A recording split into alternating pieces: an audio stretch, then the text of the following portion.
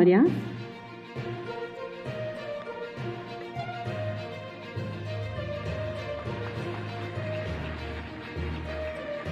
अयोध्या से प्रतिमा सिंह,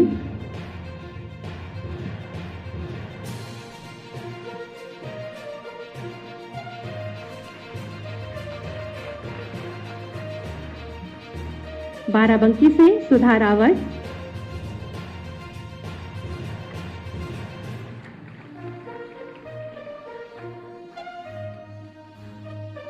लखनऊ से प्रतिभा त्रिपाठी,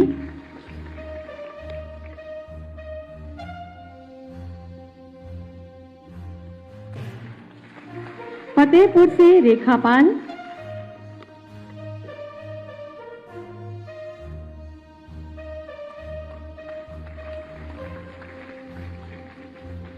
हरदोई से अपर्णा शुक्ला,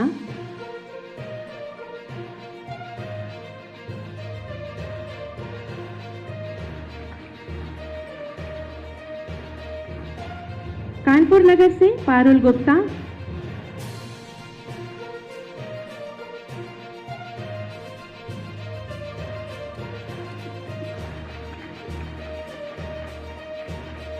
कानपुर नगर से ही सपना गौतम। आप सभी की अनवरत तालियां इन नव चयनित एएनएम्स को शुभकामनाएं और बधाइयां प्रेषित करेंगे। लखीमपुर खीरी से अनुराधा वर्मा,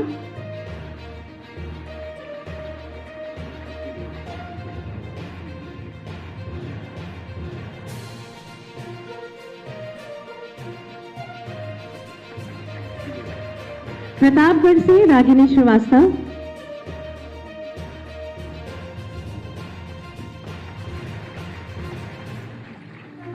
रायबरेली से ममता यादव,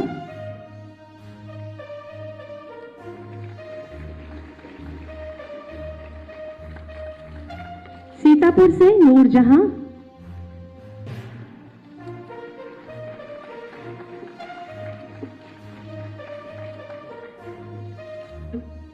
सुल्तानपुर से स्वाति सिंह,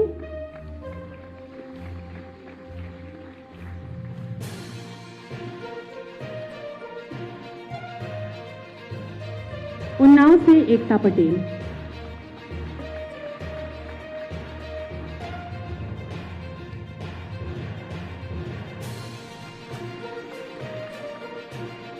बहुत बहुत धन्यवाद, आभार माननीय। अपना स्थान ग्रहण कर हमें कृतार्थ करें। मैं आप सबके संज्ञान में डाल दूं कि इस संपूर्ण कार्यक्रम का, जिसमें कि माननीय मुख्यमंत्री जी की यहाँ पर उपस्थिति है, कार्यक्रम को गरिमा प्रदान की जा रही है। इसका लाइव टेलीकास्ट भी किया जा रहा है और जिन जनपदों से का नाम यहाँ से लिया गया है वहाँ पर नियुक्ति पत्र वहाँ पर भी प्रदान किए जा रहे हैं। हमारे नए उत्तर प्रदेश के शिल्पकार जो निरंतर उत्तर प्रदेश को तराश रहे हैं, निखार रहे हैं अपने अथक प्रयासों से, जिनका स्वप्न उत्तर प्रदेश को सर्वोत्तम प्रदेश बनाने का है। यशस्वी तपस्वी माननीय मुख्यमंत्री जी जो प्रदेश वासियों की उत्तम स्वास्थ्य के लिए सदैव एक अभिभावक की भांति खड़े रहते हैं तथा पूरे प्रदेश को अपना परिवार मानते हैं, उनसे बहुत ही आदर के साथ विनम्र अनुरोध है कि अपने आशीर्वचनों से हमें अभिसिंचित करें।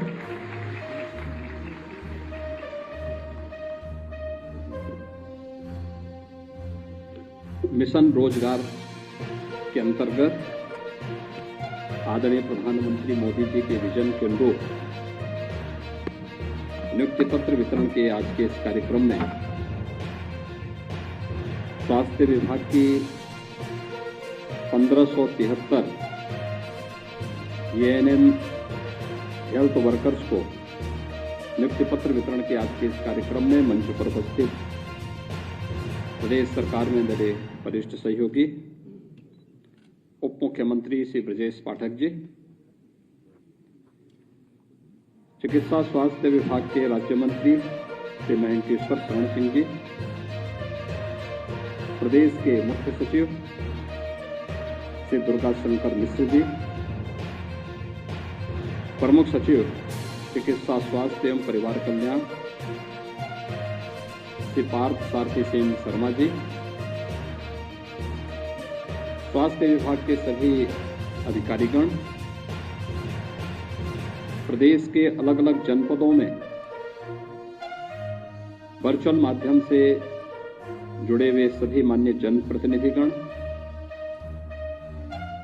और प्रदेश के वे 1573 एएनएम हेल्थ वर्कर्स जिन्हें आज नियुक्ति पत्र प्रदान किया जा रहा है, उपस्थित सभी भाइयों बहनों, एक समय सीमा के अंदर अधीनस्थ सेवा चयन आयोग के द्वारा जो एक पारदर्शी चयन की प्रक्रिया को पूरा किया गया और आज स्वास्थ्य विभाग के द्वारा आपको नियुक्ति पत्र प्रदान करते थे, आपके भावी जीवन के माध्यम से प्रदेश की स्वास्थ्य सेवाओं को और बेहतर बनाने की दिशा में जो कदम उठाए जा रहे हैं, इस अवसर पर मैं सबसे पहले नियुक्ति पत्र प्राप्त होने पर आप सभी 1573 एएनएम हेल्थ वर्कर्स को, आपके अभिभावकों को, माता पिता और परिवार के सभी सदस्यों को हृदय से बधाई देता हूं। मैं धन्यवाद देता हूं अधीनस्थ सेवा चयन आयोग को, जिन्होंने एक समय सीमा के अंदर इस पूरी प्रक्रिया को संपन्न करके स्वास्थ्य विभाग को सूची उपलब्ध कराई और स्वास्थ्य विभाग आज नियुक्ति की इस प्रक्रिया के साथ आप सबको जोड़ करके अपना एक अभिन्न भाग आपको बना रहा है। वास्तव में मैं कल नीति आयोग के कुछ आंकड़ों को देख रहा था और आपको भी लगता होगा कि वास्तव में उत्तर प्रदेश बदला है। पिछले 6 वर्ष के अंदर उत्तर प्रदेश बीमारू राज्य की श्रेणी से उभर करके अब एक सक्षम राज्य बनने की ओर अग्रसर हुआ है और उसमें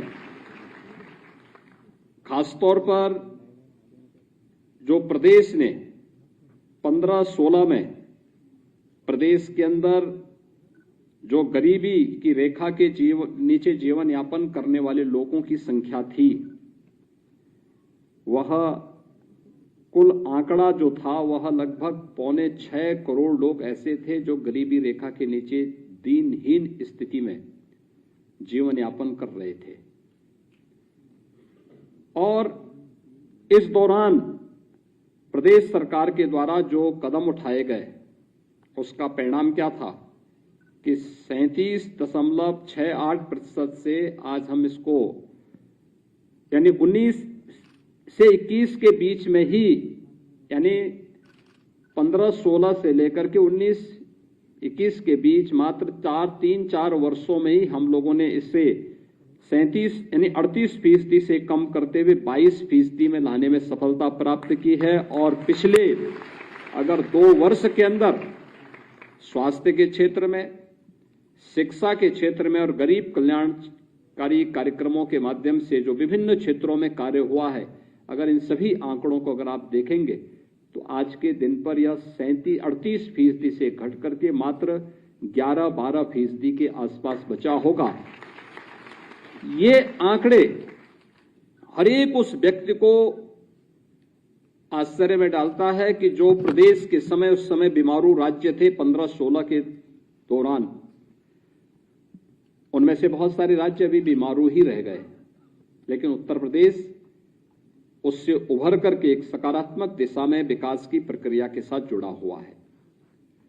मैंने देखा कि आखिर कौन ऐसे जिले हैं जिन जिलों में वास्तव में ज्यादा कार्य किए जाने की आवश्यकता थी और उस पर कार्य पहले की सरकारों में नहीं हो पा रहा था। और उसमें जब हम लोगों ने नजर डाला तो वास्तव में जिन जनपदों की स्थिति बहुत ही खराब थी पहले, इनमें बहराइच था, श्रावस्ती, बलरामपुर, बदायूं, सीतापुर, सिद्धार्थनगर, संभल, खीरी, हरदोई, बांदा, यानी ये सब वही जिले हैं जो हमारे एस्पिरेशनल डिस्ट्रिक्ट हैं। और एस्पिरेशनल डिस्ट्रिक्ट में जो पैरामीटर हम लोगों ने तय किए थे वो शिक्षा का था, स्वास्थ्य का था, कृषि और जल संसाधन का था, स्किल डेवलपमेंट और रोजगार का था, फाइनेंशियल इंक्लूजन का था। इन सब में एक अभियान के तहत कार्य किया गया। पहले 8 एस्पिरेशनल डिस्ट्रिक्ट में नीति आयोग के मार्गदर्शन में आदरणीय प्रधानमंत्री जी के नेतृत्व में जो कार्य हुआ, पैरामीटर में व्यापक परिवर्तन हुआ। इसके बाद प्रदेश सरकार ने 100 एस्पिरेशनल विकास खंडों को चिन्हित किया और उसमें भी स्वास्थ्य विभाग हो या फिर शिक्षा विभाग हो या कृषि विभाग हो, जल संसाधन विभाग हो या जो भी विभाग थे, सभी विभागों ने 100% मैन पावर की आपूर्ति वहां पर करते हुए उन्हें एस्पिरेशनल विकास खंडों से उभारने की दिशा में जो प्रयास प्रारंभ हुए हैं, आज उसके परिणाम हम सबके सामने देखने को मिल रहे हैं। और ये परिणाम किस रूप में हम सबको देखने को मिलते हैं, खासतौर पर अगर नियमित टीकाकरण के ही कार्यक्रम को आप देखें तो नेशनल फैमिली हेल्थ सर्वे 4 जो 2015-16 में उत्तर प्रदेश को 51% के सापेक्ष 19-20 में उत्तर प्रदेश को 70% बताया गया। और मेरा मानना है कि इस समय अगर हम देखेंगे तो ये आंकड़े हमारे पास पूर्ण प्रतिरक्षण का जो कवरेज उत्तर प्रदेश के अंदर 22-23 में है, ये 98% है। आप अनुमान कर सकते हैं कि उत्तर प्रदेश ने कितनी लंबी छलांग लगाई है और इसमें आपकी बड़ी भूमिका होने जा रही है। मुझे याद है एएनएम, हेल्थ वर्कर, आशा वर्कर और आंगनवाड़ी हमारी जो कार्यकर्त्री हैं, वास्तव में इनकी सेवाओं को मूल्यांकन हम लोग पहले कर नहीं पाते थे। यद्यपि मैं इनकी ताकत को पहले भी समझता था, लेकिन लोग उन्हें उपेक्षित रखते थे, देखते थे कि भाई क्या होना है, जगह खाली पड़ी हुई है, कोई भरता नहीं था।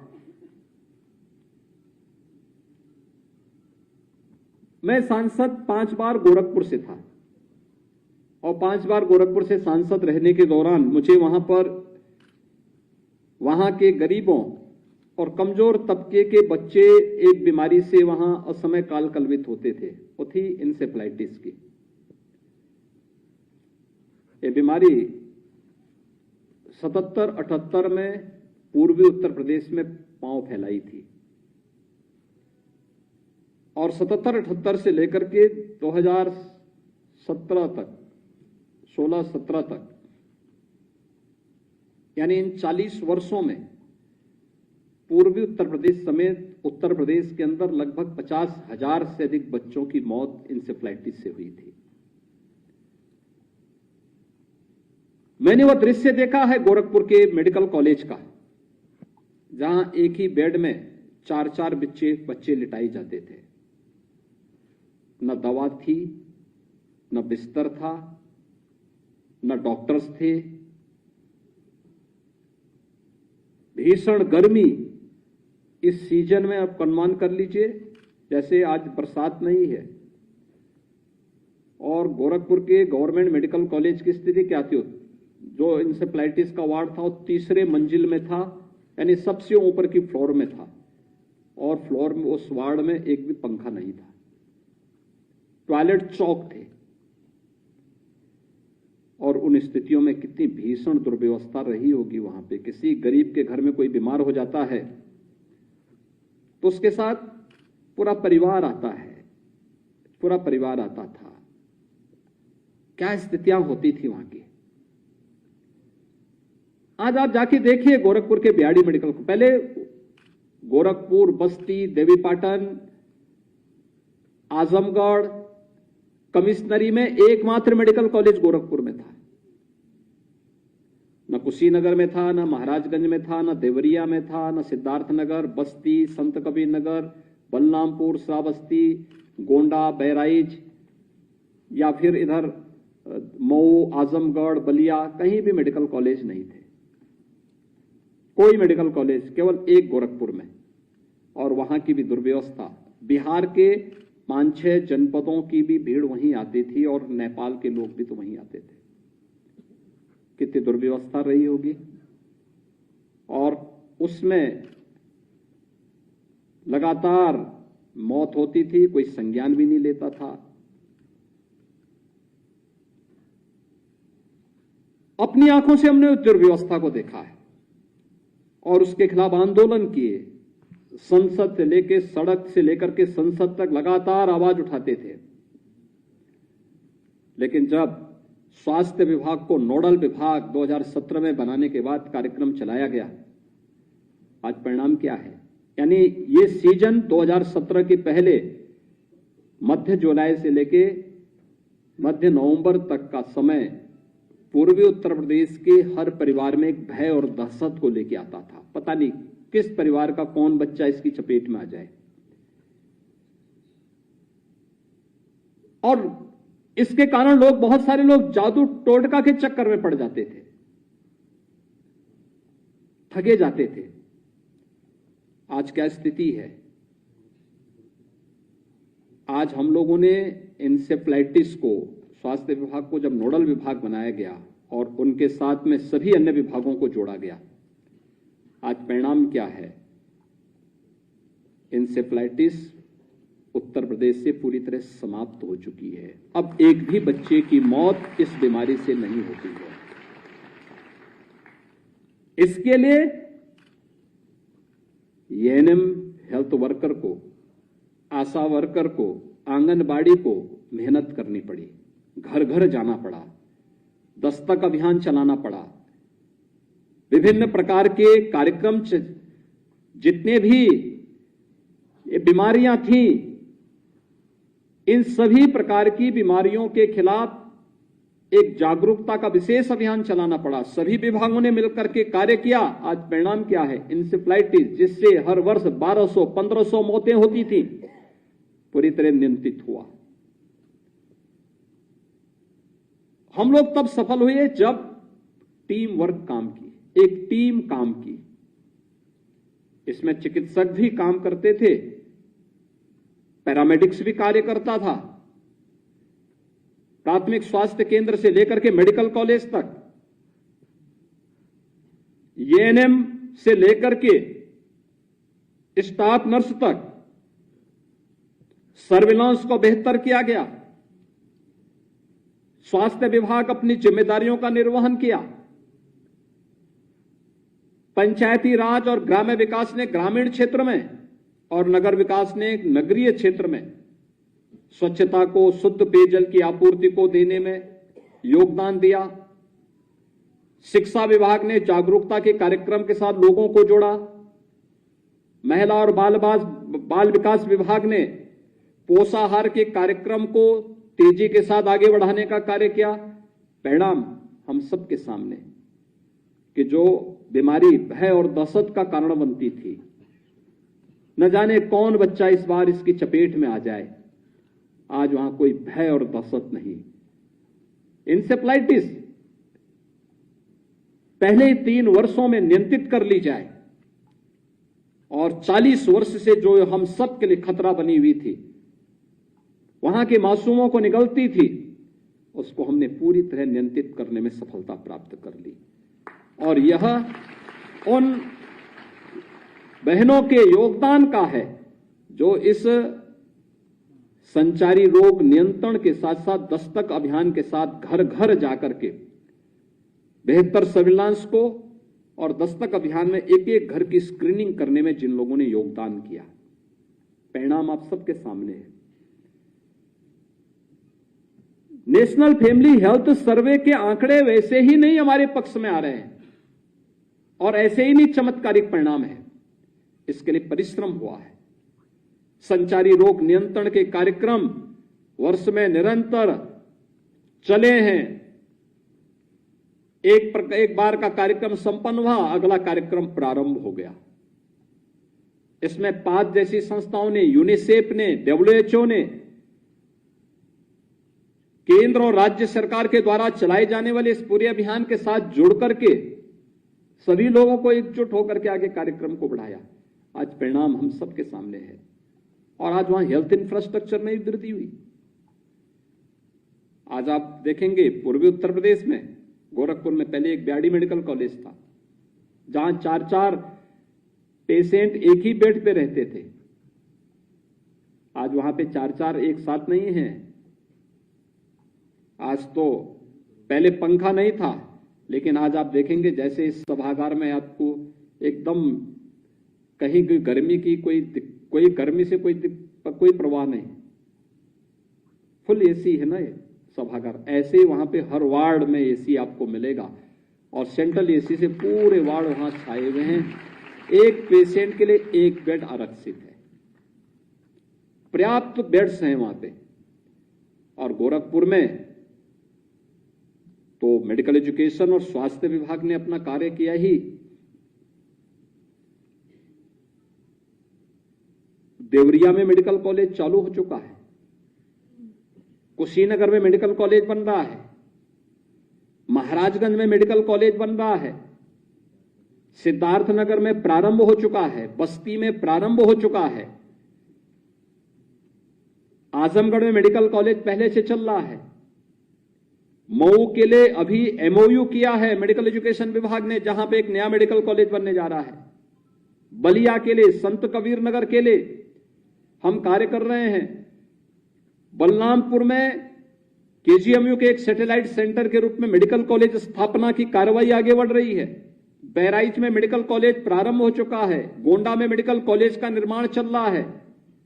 यानी आप देख सकते हैं कितने नए मेडिकल कॉलेजेस बने हैं पिछले 6 वर्ष के अंदर। और 1947 से लेकर के क्या कर रहे थे हम, क्या कर रही थी सरकारें? गरीबी हटाओ के नारे बहुत दिए जाते थे। क्या नारों से उन गरीबों का कल्याण होने वाला है क्या? जमीनी हकीकत क्या थी? ये बीमारू राज्य वैसे ही नहीं था। बीमार मानसिकता ने, उस समय की सरकारों की बीमार मानसिकता ने उत्तर प्रदेश जैसे प्राकृतिक संसाधनों से भरपूर इस भूमि को बीमारू बना दिया था। और उनकी बीमारू मानसिकता के कारण उत्तर प्रदेश बदहाल स्थिति में था। नौजवानों के सामने पहचान का संकट आता था, नौकरी निकलती थी, चाचा और भतीजा झोला लेकर के वसूली पे निकल पड़ते थे। और परिणाम क्या होता था? एक गरीब ठगा रह जाता था, एक प्रतिभाशाली नौजवान ठगा रह जाता था। आज तो हमारे जितने भी नियुक्ति की प्रक्रिया से जुड़े हुए आयोग और बोर्ड हैं, कोई उस पर उंगली नहीं उठा सकता। पूरी पारदर्शी तरीके के साथ सारी प्रक्रियाएं हैं, टेक्नोलॉजी का बेहतर उपयोग करते हुए, और उसी का परिणाम है नौजवानों के मन में एक उत्साह है, प्रदेश के लिए कुछ कर गुजरने की एक तमन्ना है। और इसीलिए नियुक्ति की प्रक्रिया के साथ हम हर तीसरे दिन जुड़ रहे हैं। यानी पिछले 1.5 साल का ही हम बता दें तो पिछले 1.5 साल में ये 19वां नियुक्ति पत्र वितरण का कार्यक्रम है आज,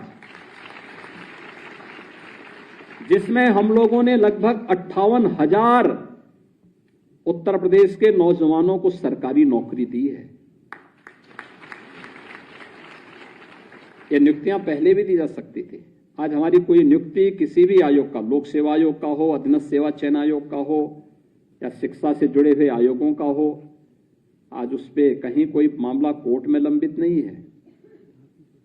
प्रक्रियाएं चल रही हैं। स्क्रीनिंग की प्रक्रिया में थोड़ा समय लग जाता है, अन्य प्रक्रियाओं के बारे में भी सारी चीजें होती हैं, और कोई हस्तक्षेप सरकार का किसी भी आयोग या बोर्ड को लेकर के नहीं। नियुक्ति की प्रक्रिया को पारदर्शी और निष्पक्ष तरीके से कराना आयोग और बोर्ड का अधिकार है। उनको अपने उन कर्तव्यों का निर्वहन करना है, वे कर रहे हैं। ये चीजें बताती हैं कि करने के लिए सरकार के पास इच्छा शक्ति होनी चाहिए। और मुझे नियुक्ति की इन प्रक्रियाओं के साथ जोड़ने में इसलिए भी अच्छा लगता है क्योंकि उसके परिणाम यूपी के हित में आ रहे हैं। आज नेशनल फैमिली हेल्थ सर्वे के रिपोर्ट को नीति आयोग स्वीकार करती है, भारत सरकार स्वीकार करती है कि हां यूपी में सुधार हुआ है। और मैंने तो अपनी आंखों से देखा था, कोरोना कालखंड में सेकेंड वेव थी, हर व्यक्ति सहमा हुआ था, नेगेटिव रिपोर्ट हमारे खिलाफ चल रही थी। मैं समझ नहीं पा रहा था कि क्या इसमें होना है, लेकिन मेरे दिमाग में आया कि जो लोग बोल रहे हैं कि ग्रामीण क्षेत्र में या अन्य क्षेत्रों में कोरोना फैला है, मैंने कहा एक बार तो साहस करना पड़ेगा। तो मैं स्वयं ही फील्ड में उतर पड़ा, अलग अलग जनपदों में जाता था, अचानक किसी गांव में चला गया, और मैं देखता था वहां पे जाकर के कि गांव में मुझे कोई ना कोई एएनएम या आशा वर्कर मुझे मिल जाती थी, दिखती थी। किसी घर में पूछता था कि क्या काम आए हैं आप?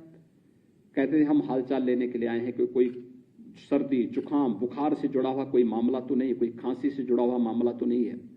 और फिर उसकी रिपोर्ट हम करते हैं ICCC में, integrated command and control centre में उसकी रिपोर्ट करते हैं। अगर फिर उसका सैंपल लिया जाता है, सैंपल लेकर के फिर अगर पॉजिटिव आया तो उसको हम दवा उपलब्ध करवाते हैं, थोड़ा मामला गंभीर है तो उसको हॉस्पिटल पहुंचाने का काम करते हैं। यानी कितना अद्भुत कार्य हुआ। इतने बड़े प्रदेश को और इतने बड़े देश को प्रधानमंत्री मोदी जी का मार्गदर्शन और नेतृत्व था, भारत सरकार का पूरा सपोर्ट था, लेकिन जमीनी धरातल पर कार्य करने का कार्य तो इस जमीन पे रुके हुए, जमीन पे कार्य करने वाले इन हेल्थ वर्कर्स ने ही किया था।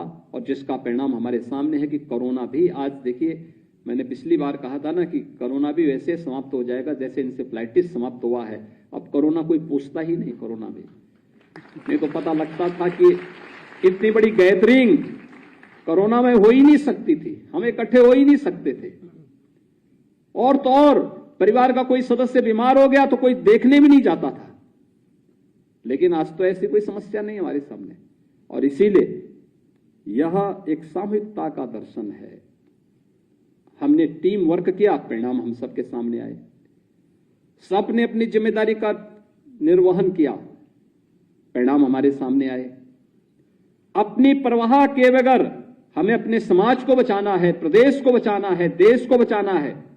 ये जो लगन थी, इस लगन ने ही प्रदेश को बचाया है, देश को बचाया है।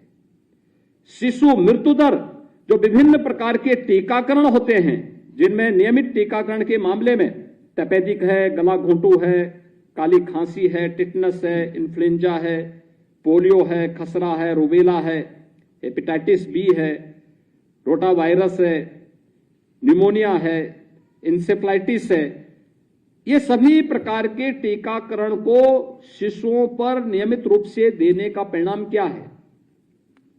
शिशु मृत्यु दर को नेशनल एवरेज के बराबर लाने में हमें सफलता प्राप्त हुई। मातृ मृत्यु दर को नेशनल एवरेज के समकक्ष लाने में सफलता प्राप्त हुई। और कुछ मामलों में तो स्वास्थ्य विभाग की जो उपलब्धियां हैं उससे भी उल्लेखनीय है, नेशनल एवरेज से भी अच्छी हुई है।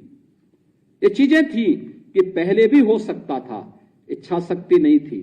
लेकिन जब कार्य प्रारंभ हुआ, एक साथ मिलकर के कार्य प्रारंभ हुआ, डाटा कैप्चर करने प्रारंभ हुए, आज परिणाम हम सबके सामने आए हैं।